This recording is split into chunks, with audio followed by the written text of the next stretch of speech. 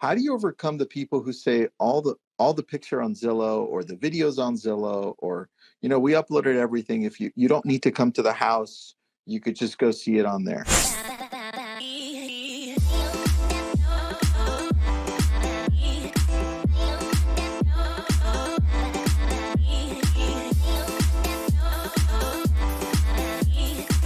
This room is brought to you by REDX. We're going to give this a try, see if it works out. The last one Nick and I did, we did a pretty good job on it. We had some good people, good questions. If we do say so ourselves. Yeah, pretty good. It's pretty good. On this one, we've got Mark. Mark currently uses REDX. He's on the team too. Nick, he's on our team here locally. So. Yeah, I know Mark. What's up, buddy? Yeah. What's up, He's Nick? our DJ. He's also our DJ, guys.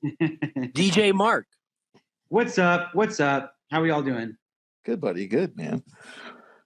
Let's get started. I know we also have a giveaway case. If you want to do any of the giveaways that we have for the scripts or whatever we're giving away, throw that into the chat. Tessa as well.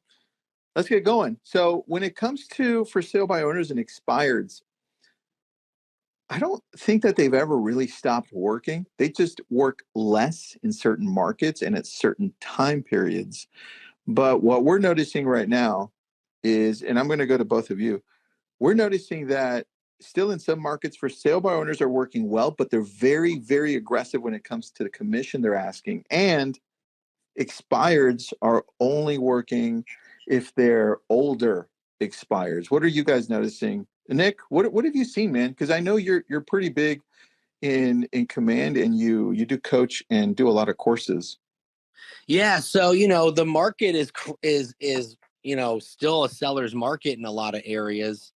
And from what I'm hearing, there's not a ton of brand new expireds in a lot of markets because houses are just not expiring. And people are moving to areas. Well, here's a stat I'll give you. 75% of first-time buyers last year are working from home. So they're buying in areas that they otherwise wouldn't have bought in.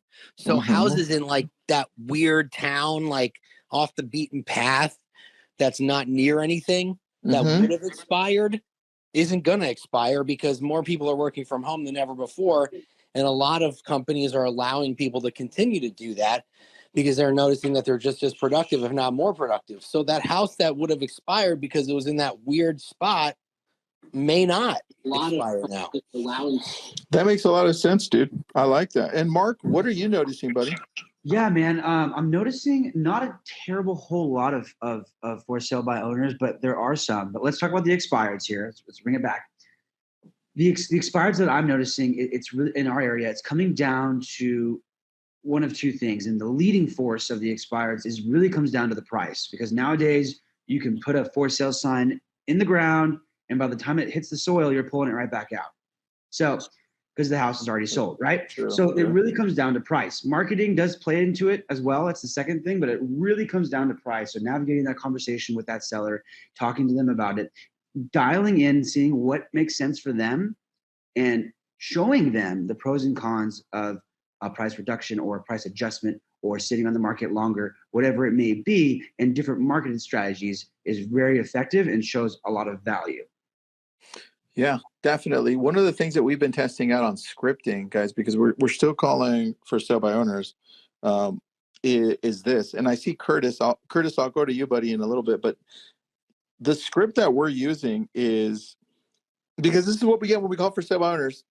And tell me if you've heard this when we're calling, hey, Nick, it's Tristan with Keller Williams Realty. We usually pause and say, how are you? And they're like, yeah, what do you want?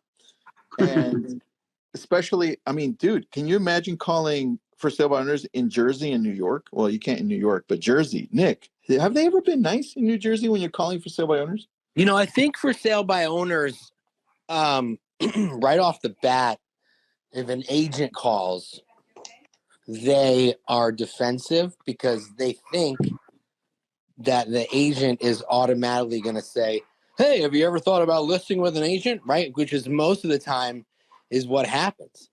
So if you want to kind of like get past that, don't obviously tell them you have a buyer, but try to preview the house, right?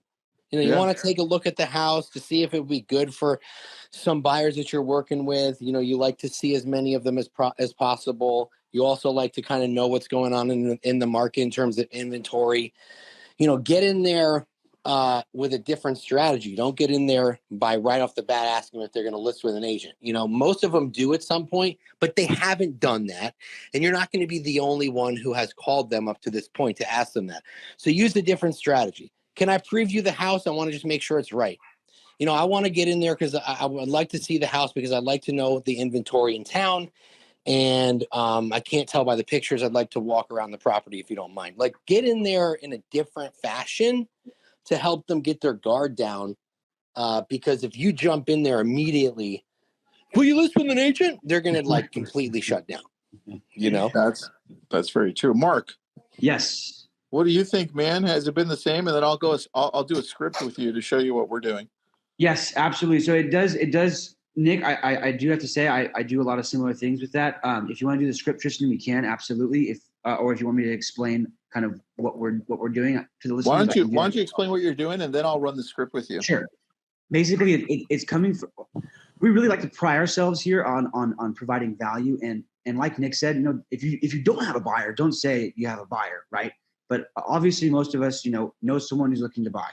And if not, then, we're not looking hard enough just yet, right? Okay, so what we like to do is we like to call, talk to the seller, ask if it's still available, and then also ask, hey, if I bring my buyer by, is there any chance that you are willing to pay a buyer's agent's commission for a closed transaction?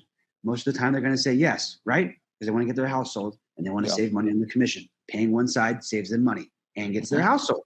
Right? We're providing a service. So talking about that up front, then going through, showing your buyer the home. If you don't have a buyer, like Nick said, ask them, hey, is it okay if I maybe come by and take a quick video for some of my clients? Or you can maybe even say some of my clients on my Instagram, or some of my clients on my sphere, whatever it may be. And then taking that video, right? Getting to know them, acquainting yourself with the seller, with the home, building camaraderie. Because when you get face-to-face with them, it really does break down those walls of a voice on the phone or just some agent trying to look for business. Here's another here's another strategy too. When you get in there, chances are they're going to have the crappiest marketing pieces if they have anything at all. That's very true, man.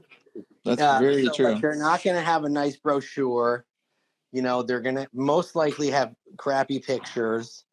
Right. So when you go in there, look around and see if you see any kind of feature sheet or brochure laying around or a display, and just say, hey, I noticed, you don't have the marketing laying around the house for people to take with them. Or if they do, I noticed you have very few pieces of marketing. I hope you don't mind. I hope this isn't too forward, but I would really love to bring some over to you. Do you mind if I snap some pictures with my camera or my phone and just make something where it'll be basically like you're doing it as a service coming from contribution, right? Who's going to say no? And so they'll say yes, that'd be great. You make something super nice, right? And then you bring it over in a couple of days. And that's the second time you're getting in front of them. And then they're going to see how awesome your print marketing is. So just come at them with contribution and come at them with value and come at them with customer service by offering to create something really nice for them that they're going to remember. And if they're not going to list with you, they're going to say to somebody, hey, I know this great agent that I didn't list with, but I would have if I had listed with an agent. You should call him to sell your house. This stuff works. Yep. That's true. Curtis, what have you seen, man? You run REDX, and you come across a lot of different people that use REDX to call for sale by owners and expireds. What's working? So I think what you guys are saying is what's working. Coming from a place of contribution right now, and actually, people may hate that I'm going to say this, but coming from a place of recognizing that in this market, in a lot of markets, they may be able to sell it on their own. Yeah. Right. And true, dude. So this attitude of you can't do it without me bleeds through in how you communicate with the owner of that property. But I love what Nick was saying. I mean, NAR does a bunch of this stuff, and not that you want to be an analytic guy and throw this out to the FSBO, but understanding this as someone who works FSBOs, that only 4% of for sale by owners ever do any sort of video to try to market their home. Or 3% only ever do a virtual tour, even grab their iPhone and walk around their house. And like understanding that they don't do that to market their home to get maximum value allows you to come from a place of contribution, allows you to come in with a consultative approach rather than a like, you need me, especially in this market. There's a really good suggestion in the chat, and I'm going to probably butcher your name, buddy. And if I do, I apologize. Osvaldo has a great point. He said, ask for an email to send offers in case you find a buyer. That way you have their email, and obviously you'll use it if you have an offer, but add them to some like market report or something that they would care about. You know what I mean? That's a great piece of advice. That's very true, man. One thing that we've noticed is working with, because everybody here probably has buyers that they can't find homes for in the market that we're in. And with certain buyers, it's important to have conversations with them and saying, look, this is what we're doing for you, right? We're going to be calling in the neighborhood that you want. So just listed, just sold, you've heard of those. But what geo leads, which is what REDX offers, that means you're going to be calling a neighborhood, which Mark and I do. We're calling a neighborhood and saying, hey, I have this buyer and I promised I would make calls in the neighborhood they really want. Do you know anybody that whole script, right? But here's the thing with that. You're also having a conversation with buyers saying, look, I'm going to send letters to the neighborhood and I'm going to be calling for sale by owners, those homes where the owner is trying to sell their home, but now they're tough, and say, in some cases, they don't even want to give me commission. So in these cases, and this is where you have to have a real talk with your buyers, if they really want a home that matches what they like, the conversation is going to sound like this. Hey, buyer, they're probably not going to pay me a commission. And in this case, if you really like the home, are you willing to pay me a commission if I go after these for sale by owners and they are not paying a commission? And they're like, well, what does that look like? And then you go, here's what it looks like. And if they say yes, then your conversation with for sale by owners is going to completely look different. Because the first thing they're going for is, I'm not paying commission. I'm like, don't worry about it. My buyer is paying my commission for me. Can I take a look at the home? Mind blown idea right here, stemming off of what you just said, Tristan. Dude, because nobody approaches it that way. The reality is that the market we're in, some people think of who lists their home as their for sale by owner. They're analytical and they're drivers. The analyticals, they probably don't need us. Will they get sued? Maybe, possibly, right? Will they get less for their home? Yes, but they still don't need us. Their home's going to sell. If we can come across in a way that's favorable to them to open up the door, then talk to them, then win them over and show them the value that we have, then we're winning. We're just not approaching it the right way. You ready for this? You ready for this? Shoot. Let's say, for example, that the buyer, hey guys, my buyer doesn't have the funds they barely have the funds to even buy it, right? They could go maybe 25,000, 10,000, 15,000, whatever the price is over asking price. Guess what? Now you can use that as leverage to get yourself paid. So you tell the seller, look, you're not going to pay me a commission. My buyer will. They can't afford it though out of pocket, but they can roll it over into their loan. My buyer is going to pay 15,000, 20,000, whatever 2.5% is, or 3%, or whatever you want to do, over asking price, and then the seller will pay you the difference. So let's say, for example, it's $600,000. Your commission on that would be 2.5%. You have the buyer pay that much more over asking price, and then the seller pays you that amount. Dude, first of all, that is so sick. I love that. Because think about it. The buyer says, yes, if we had the money, we would love to pay your commission. We just don't. Okay, but could you finance an additional 10 or 15 grand? It's pennies. It's honestly pennies. Like if they went to their lender, it'd be like $20 more probably a month. That's so crazy, dude. Right? If you guys listening loved that, if you guys loved that, just give some hearts to Mark for that, because that was so good. That was so good. That is, man. All right, well, Curtis, what do you think, man? Man, I think I'm not going to contribute to the script as much here, as I think this market, that everybody is thinking about selling it on their own, because they are hearing. I don't necessarily disagree that it's just drivers and analyticals. I think everybody is going, I could do that. That's Wow, true, buddy. my That's true. neighbor, I think everybody is at least contemplating selling their home because of the massive equity play in most markets.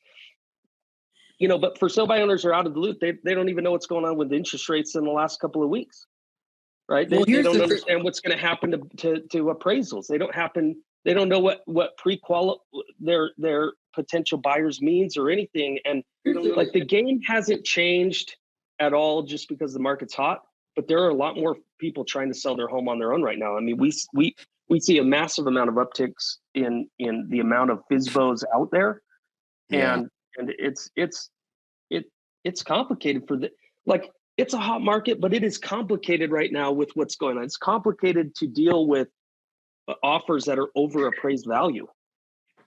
Right? Yeah. That's a complicated thing to navigate for somebody who doesn't know our business. So I just think the opportunity to get on the phone and say anything to a bunch of FSBOs right now is a good place to start. One of my favorite objections, if somebody tells you, I'm going to list my home for sale by owner, or if for sale by owner is like, no, I'm just going to try it by myself for a few more weeks, asking them if they have a full-time job. Do you have a full-time job? Yeah, I do. That's what I thought. Do you really want another one?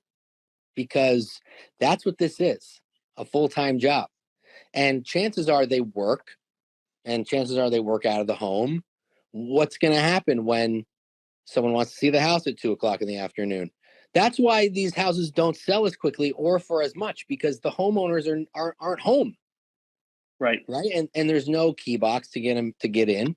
Uh-huh. So asking if they want to really have another full-time job to get their home sold is kind of like a epiphany for them. Yeah, and I think that conversation, in some cases, depending on how smooth you are over the phone, has to be in person, because right, they'll hang up on you for sure. Yeah, some of these conversations.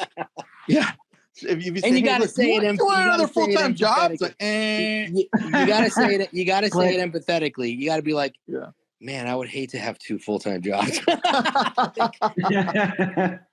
That's true, buddy. That's true. That's so true. Oh, that's good. I like that. Well, so, and part of that.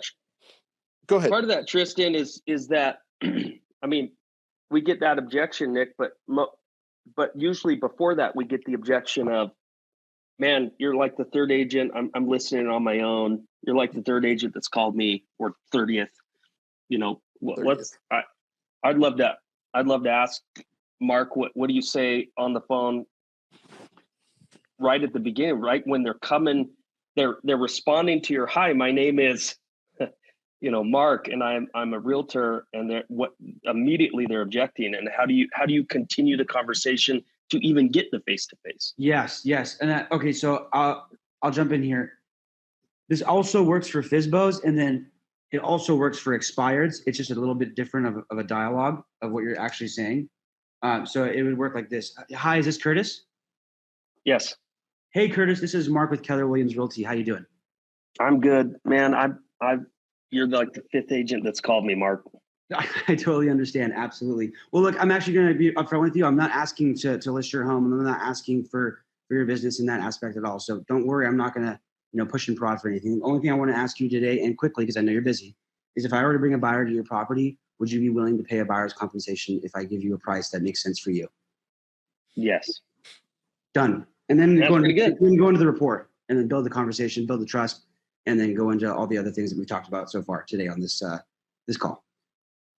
You know why that works? Here's why it works, because the more you do it, the more comfortable you get with your own type of dialogue when it comes to saying exactly what Mark did. And when you jump into, Curtis, this is for you. When you jump into REDX, you have the option, as you're calling everyone, to have the drop-down menu show you the script, so you actually can follow along. That's what I love, right?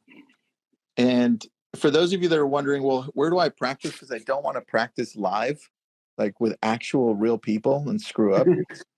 Because that's how I learned. That's how Nick learned. That's how Mark learned.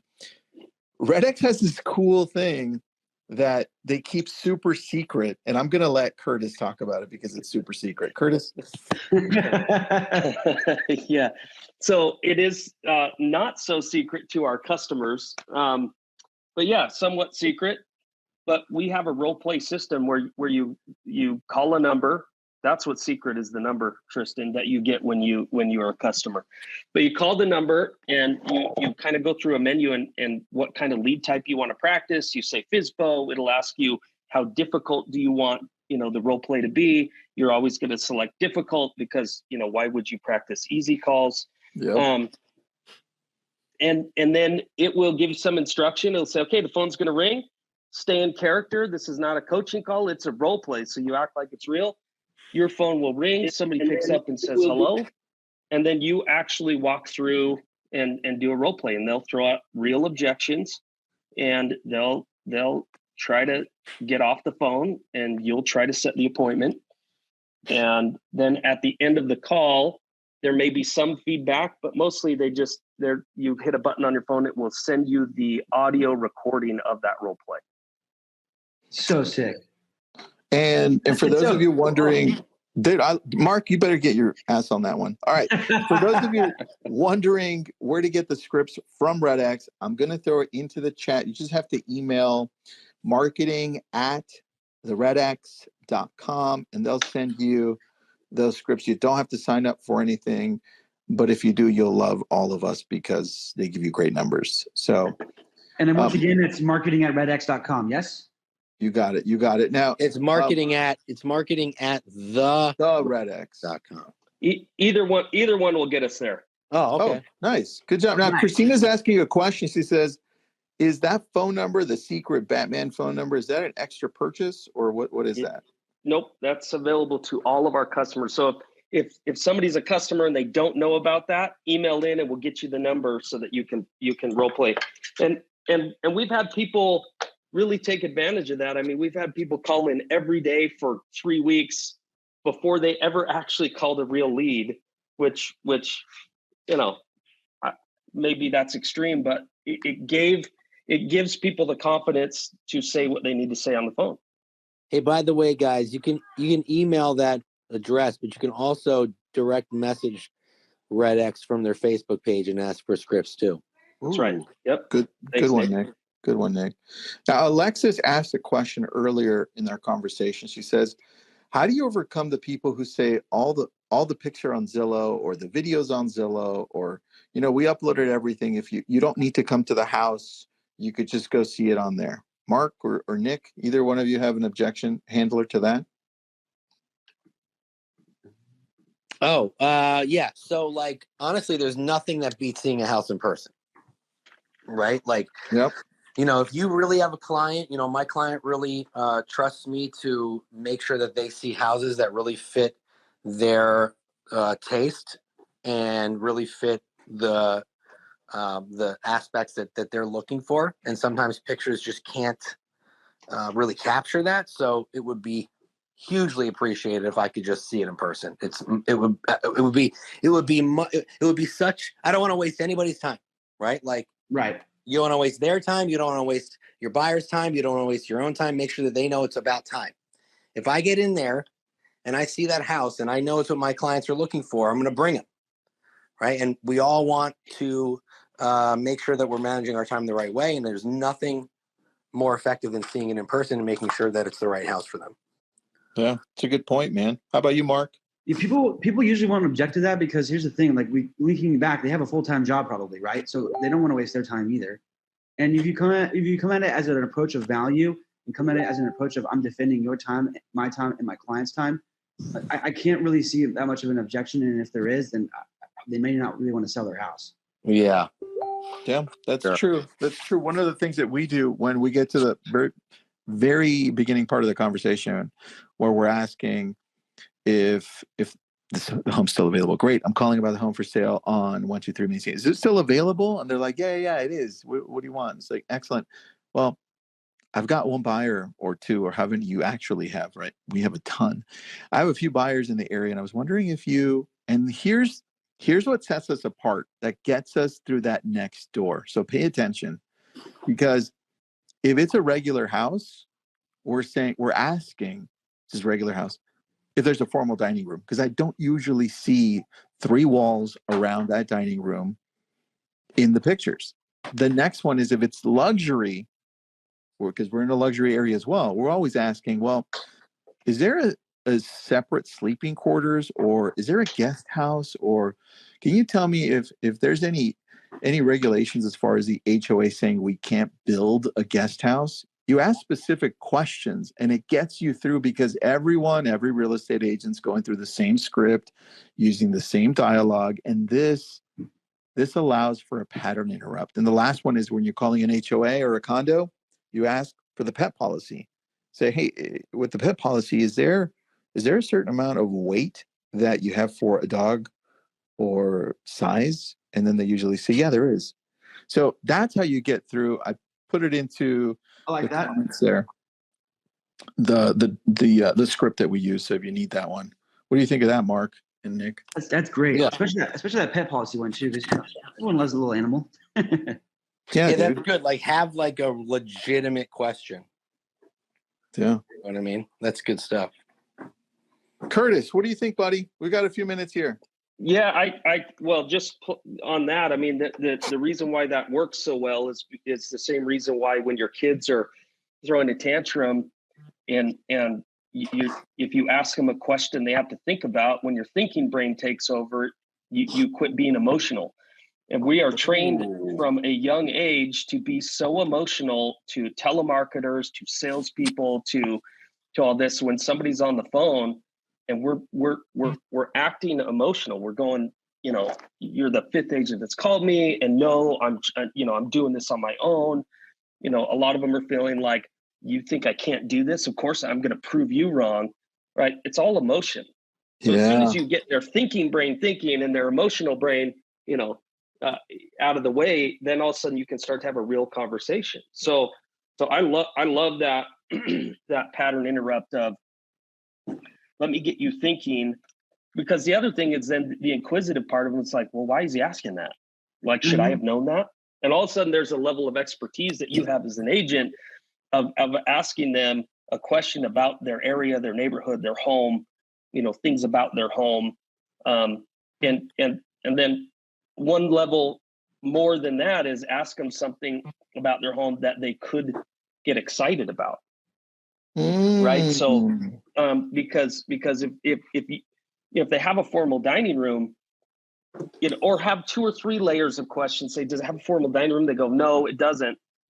Well, that wasn't a positive. You know, ask them something like, okay, but it does have a pool, correct? Yeah. Okay. I see the picture of the pool. You know, tell me about the pool, right? All of a sudden they can start to have a positive conversation with you, and it's going to change the trajectory of the outcome of the call. Mm-hmm. I agree, man. That's a really, really good point. I love that. And dude, what do you think of this format? This Facebook rooms? It's pretty cool. So, yeah, I mean, it was the day for me to be sick. If you can't hear that I'm struggling here with my 12th cough drop in 10 minutes, but you know, other than that, this is great. Yeah, I That's so love it, funny. man. It's easy for people to listen. People could be in their cars. It's kind of like a live podcast. You know, it's a lot more convenient, I think. So Yeah, I like I it. like the colors too. Yes, the colors are very vibrant.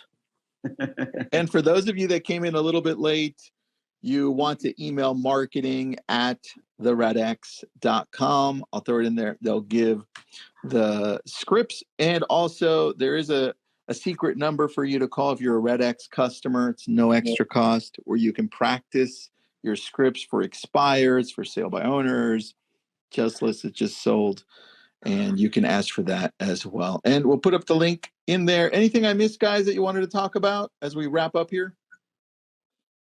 Also, I would we got a great special. We got a great special. They can save $150 on REDX and the service themselves if they want to get all the numbers and the emails and the information on expires and FSBOs. I just dropped it right there in the chat. So save $150 when you sign up for that data, so you can start prospecting with low-hanging fruit, as they say. That's right. Thank you, Nick.